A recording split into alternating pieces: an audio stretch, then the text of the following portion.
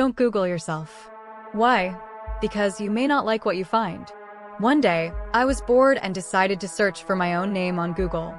I have quite a rare name, so I didn't expect to find many results. Imagine how surprised I was when I came across a website that had my full name in the domain: www.myname.com. When I clicked the link, it brought me to a message board. I looked at the profile of the website owner and found out that the person was the same age as me and had the same hobbies and interests. There weren't any posts on the message board, but I was intrigued, so I saved it in my favorites. It was about a month later when I went back to the website. This time, it had more content. There were some diary entries, mostly random things like, "The weather was nice today," or "I'm so bored in work." Things of that nature. However, as time went on, I began to notice more and more coincidences. The person lived in the same city as I did. It struck me as rather strange that two people with the exact same rare name would be living in the same city at the same time.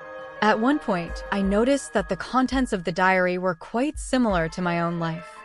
One day, I went to a baseball game, and when I checked the website that evening, I found that the owner of the site had gone to the same ball game. At first, I didn't think much of it. After all, tens of thousands of people in the city supported the same baseball team.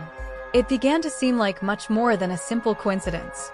Whenever I checked the website, I would notice little biographical details that seemed too close for comfort. For example, the owner mentioned their pet dog, and the dog's name was the same as the dog I had when I was a child. The website owner posted a picture of their car. It was the same model of car I had been driving when I was in college. They talked about eating at a certain restaurant. It was the same restaurant I had gone to all the time when I was working at my previous job. One day, when I looked at the message board, people had written messages to the owner saying, "Happy birthday." That day, it was my birthday as well. I decided to write on the message board for the first time, just out of curiosity. I was going to wish the owner a happy birthday and tell them we had the same name. However, when I tried to write something, I realized that there was nowhere to type your message. It wasn't a message board at all, just a static page. That's odd, I thought to myself. In other words, whoever owned the website had gone to a lot of trouble to make it seem as if it was an interactive site, as if there were other people posting on it, when in actual fact, all the content must have been created by the owner. Why on earth would someone do that? I wondered.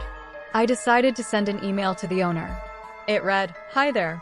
Believe it or not, we both share the same name. Nice to meet you." It was just a friendly email.